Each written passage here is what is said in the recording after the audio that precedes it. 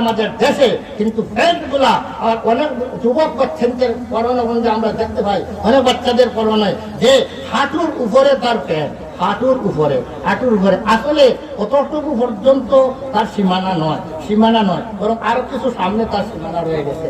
সে শুধু তার সামনে আর পিছনের রাস্তাটা শুধু বন্ধ ডাকিয়ে রাখবে, আর বাকি সব তুলে উলঙ্গ অবস্থায় চলতে হবে। এটা তো হবে আসলে খ্রিস্টানের অনুসরণ, খ্রিস্টানের আদর্শ।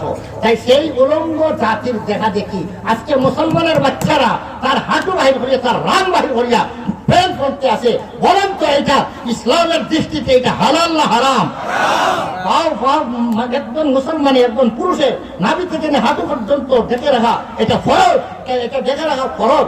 এই হাঁটু থেকে নিয়ে উপরের অংশ যে বাহির করে থাকলো, সে শুধু সে গুনাহগার হবে না যারা দেখবে তারাও গুনাহগার হবে? বলেন তো এই রানের দিকে যে তাকাবে, যে দেখবে, আপনার চক্ষু বেঁধে কত সময় রাখবে, তখন তারা সবাই গুনাহগার হবে। তখন একজন মানুষে এই ধরনের প্যান্ট পরে সে শুধু একা গুনাহগার হইতেছে না, বরং সবাইকে গুনাহগার বানাইতেছে। আমরা এই গুনাহ থেকে আমরা বাঁচতে চাই কি চাই না? এই জন্য আমর বিল মারুফ নহি আনিল মুনকার, নবী করিম সাল্লামের শিক্ষা দেওয়া নীতি আমর বিল মারুফ নহি আনিল মুনকার আমরা পরিচালনা করতে হবে। যাদেরকে এই ধরনের কাজ করতে দেখবো তাদেরকে আমরা বাধা দিব। বাধা দিতে প্রস্তুত আছেন? খেয়ে হাত তুলেন। নারে তাকবীর। আল্লাহ কবুল ফরমাও, মঞ্জুর ফরমাও। আমাদের সবাইকে নহি আনিল মুনকারের তৌফিক দান করো। নহি আনিল মুনকার না করার কারণে, বাধা না হওয়ার কারণে কিছু ছেলেরা, যুবকরা আপনাদের সামনে পড়তেছে, কিন্তু আরো হাজার ছেলেরা অপেক্ষা করতেছে। দেখি সমাজে এরা যদি সমর্থন পায় নেয় তাহলে আমরাও আমাদের অনেকটা অপেক্ষা করতেছে। এদের সমর্থন মিলে না, এদের বিরোধিতা হয়ে এটা দেখতেছে। এখনো যদি এদের লাগাম না ধরেন, হাজার লক্ষ যুবকরা যখন এই ধরনের প্যান্ট পরে যখন বাহির হবে, আপনারা যারা ধর্ম জানেন, ধর্ম মানেন, তারা আর তখন বাধা দেওয়ার আর সাহস রাখবেন না, ক্ষমতা রাখবেন না।